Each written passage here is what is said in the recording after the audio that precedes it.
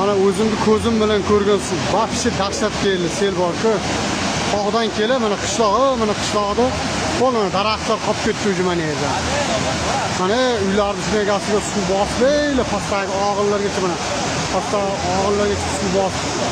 Uga mana o'tib ketyapti, ko'ryapsizlarmi? Diqqat aholiga tezkor ogohlantirish. 9 ta viloyatga sel kelishi mumkin. Barcha tezda xabardor bo'lsin. Assalomu alaykum hurmatli tomoshabinlar. Ushbu ma'lumot boshqalarga ham tezroq yetib borishligi uchun video ostidagi like tugmachasini bosib kanalimizga obuna bo'ling. Barchamizni Alloh taoloning o'zi asrasin.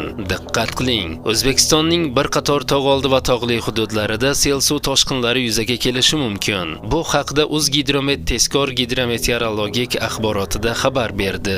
Ma'lum qilinishicha, joriy yilning 6-8 kunlari kutilayotgan yomg'irlar yog'ishi sababli respublikaning tog'oldi va tog'li hududlarida, jumladan Surxondaryo viloyatining Sarosiyo, Uzun, Oltinsoy, Denov, Boysun, Sherobod, Sho'rchi, Qumqo'rg'on, Muzrobod tumanlarida, Samarqand viloyatining Urgut, Samarqand, Bulung'ur, Nurobod, Qo'shrabod, Kattaqo'rg'on, Payariq, Jomboy, Ishtixon tumanlarida, Navoiy viloyatining Xatirchi, Navbahor, Nurota, Konimeh, Karmana tumanlarida, Jizzax viloyatining Zomin, Baxmal, G'allaorol, Sharof Rashidov, Forish, Yangiobod tumanlarida, Toshkent viloyatining Ohangaron, Bo'stonliq, Parkent, Piskent, O'rtachirchiq, Yuqorichirchiq tumanlarida va Angren, Olmaliq shaharlarida, Namangan viloyatining Pop, Kosonsoy, Chortoq, Chust, Namangan, Yangiqo'rg'on tumanlarida, Farg'ona viloyatining So'x, Shohimardon, Farg'ona, Beshariq tumanlarida, Andijon viloyatining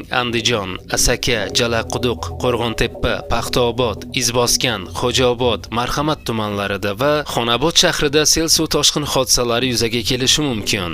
Sinoptiklar tog'li hududlarda istiqomat qiluvchi aholi, dam oluvchilar va haydovchilarni ehtiyotkor bo'lishga chaqirgan. Shuningdek, ayrim hududlarda kuchli yomg'ir yog'ishi oqibatida yomg'ir suvlari to'planib, past joylarni suv bosishi mumkinligi haqida ham ogohlantirildi. Fuqarolarga zaruratsiz ravishda sel xavfi yuqori bo'lgan hududlarga bormaslik, tog'li yo'llarda harakatlanishda ehtiyotkorlik choralariga qat'iy amal qilish tavsiya etilgan, deyiladi xabarda. Hurmatli tomoshabinlar, o'zingiz va yaqinlaringizni ehtiyot qiling.